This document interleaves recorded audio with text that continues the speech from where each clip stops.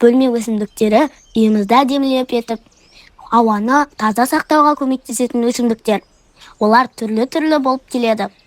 Кейбірі әдемі гүлдейді, кейбірі сәндік жапырақтармен ерекшеленеді, ал кейбірі емдік қасиетке ие. Бөлме өсімдіктерін күту оңай, бірақ оларға жарық, су және сәл көңіл бөлу қажет. Енді біз бірнеше танымал бөлме өсімдіктермен танысамыз. Бегония күтімі жеңіл, бөлме жағдайында жақсы өседі. Оның жүздеген түрі бар. Сондықтан әркім өзіне ұнайтын гүлді таңдай алады.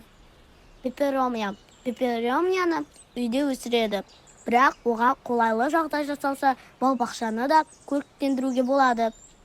Эпифилум әдемі, хош иісті танымал сәндік өсімдік. Оны өсіру оңай және тез өседі. Жылуды және жоғары ылғалдықты жақсы көреді. Кислица бағбандар арасында танымал. Себебі ол сәндік және күтімі жеңіл өсімдік. Ол жарықты жақсы көретін өсімдік.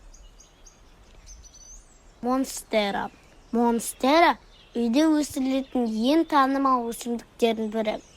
Ол бөлмедегі ауаны иондай алады. Бұл өсімдік осы қасиетімен ерекшеленеді. Фикус жақсы өсетін және күтімі оңай өсімдік.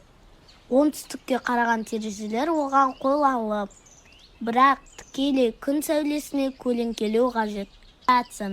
Драцена сәндік жапырақты өсімдік. Қысқы уақытта көп жарық қажет, ал жазда оны аздап көлеңкелік жерге қоюға болады. Алоэ қуаңшылыққа төзімді өсімдік. Оны сәндік және емдік мақсатта өсіреді. Күн сәулесі мол түсуі керек. Қыста қосымша жарық қажет болады. Крестовникке жарық көп түсуі керек. Батыс немесе шығысқа қараған терезеде жақсы өседі. Опонсия кактус тұқымдасына жататын үлкен өсімдік. Бөлме жағдайында өте сирек гүлдейді. Таңертең күн сәулесі көбірек, ал түстен кейін шашаңқыра жарық қажет.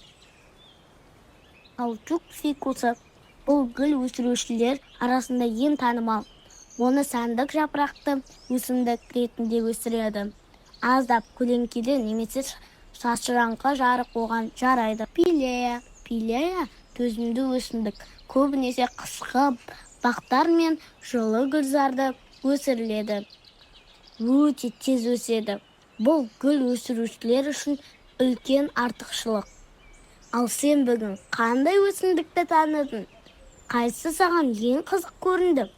Келесі кездескенше балақай, біздің арнаға жазылуды ұмытпа. Сау бол!